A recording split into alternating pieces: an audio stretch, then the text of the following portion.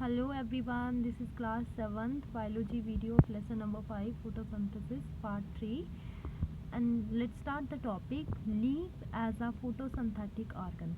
So in this topic he has discussed about leaf, internal part of the leaf actually. Leaves are the most suitable and well adapted organ to carry out photosynthesis. As we know that photosynthesis is carried out in the leaves. So he said it's a most suitable and well adapted organ. The few reasons are given here why he is saying that it's a well adapted and suitable, because leaves contain chlorophyll inside the chloroplast. Chloroplasts are the green pigment plastids. Inside that chlorophyll is present. We know that without chlorophyll photosynthesis cannot be happen. So we need chlorophyll की ज़रूरत होती है इस process में. Chlorophyll leaves के अंदर होता है. Chlorophyll is necessary for photosynthesis, we know. Next is leaves contain vent pores called stomata. अब leaf के अंदर stomata भी present होता है through which वो gases का exchange कर सकता है. Like carbon dioxide enters the leaf and oxygen is diffused out. Carbon dioxide enter हो जाएगी और ऑक्सीजन जो है वो that come out. Next is leaves are well arrange to receive the maximum light. The arrangement of leaf is like this that it can receive maximum sunlight. Without sunlight भी जो है photosynthesis नहीं हो सकता. तो उस लीफ के अंदर फोटो लाइट भी आती है, क्लोरोफिल भी प्रेजेंट है, स्टोमेटा भी प्रेजेंट है for the exchange of gases. That's why it's more suitable for the photosynthesis, right? So next chlorophyll. अभी listen, अब उसने लीफ का जो इंटरनल स्ट्रक्चर है वो डिफाइन करने जा रहा है. बेटा प्लीज़ ध्यान देना थोड़ा सा. Chloroplast in plant cells absorb light energy from the sun. Chloroplast that is present in the leaf that absorb light energy from the sun. This is the microscopic structure of the chloroplast.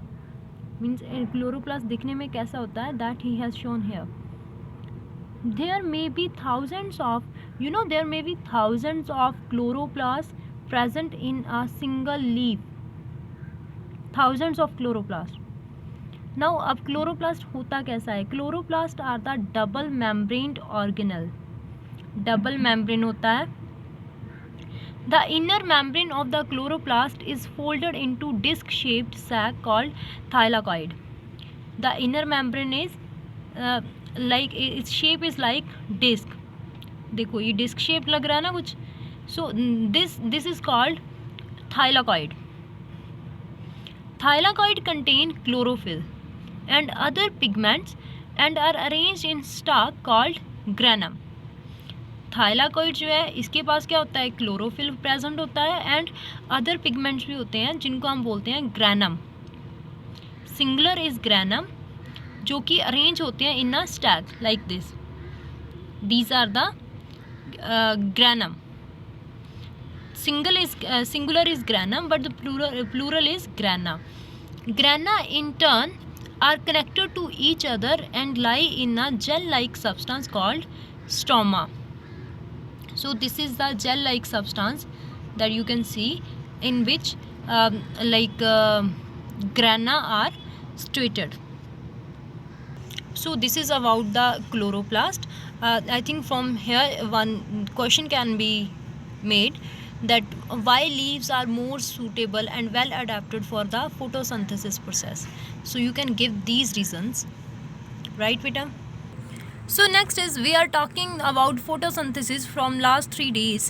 So here he has discussed that what is the actually process of photosynthesis, that how it happens actually. He said photosynthesis is not a simple one step process. It involves many steps. What kind of steps?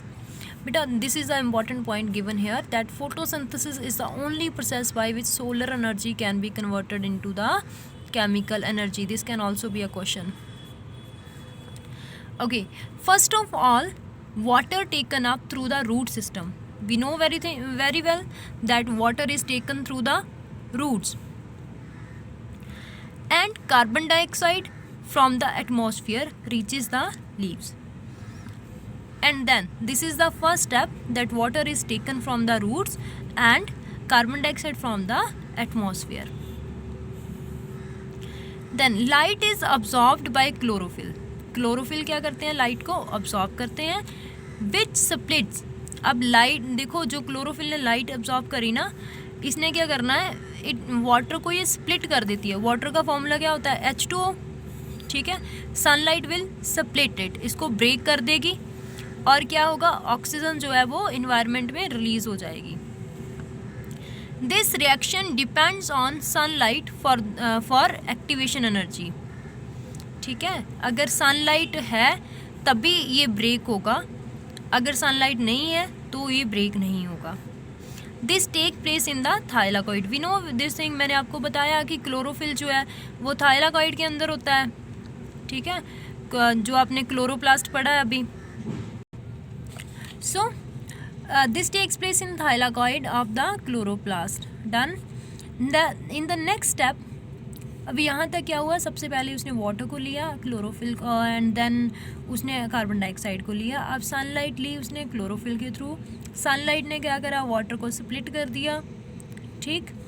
And then in the next step, अब पहले water तो split हो गया, next क्या लिया था, carbon dioxide लिया था ना उसने। Carbon dioxide, the carbon so obtained is used for make sugar.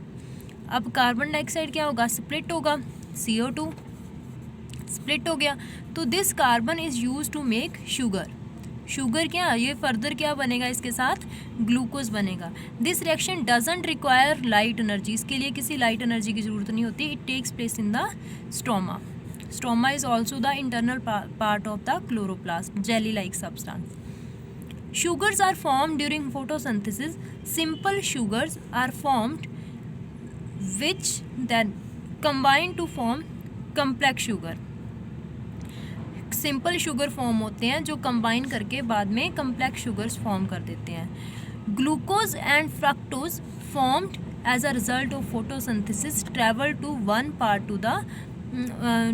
To the other parts of the plant. So क्या मेन क्या फॉर्म होता है, ग्लूकोज एंड फ्रक्टोज फॉर्म होते हैं, ये शुगर की ही एक फॉर्म होती है फर्दर, जो फॉर्म होते हैं in with the result of photosynthesis.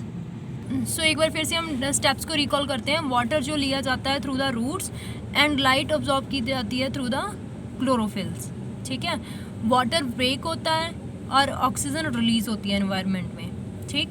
तो जो CO2 जब ब्रेक होता है उसमें से जो कार्बन है वो यूज़ किया जाता है टू फॉर्म द शुगर्स, ठीक है। शुगर बनते हैं, सिंपल शुगर फॉर्म होते हैं, बाद में सिंपल जो है वो कंबाइन करके ग्लूकोज C6H12O6 एंड साथ में फ्रक्टोज फॉर्म करते हैं।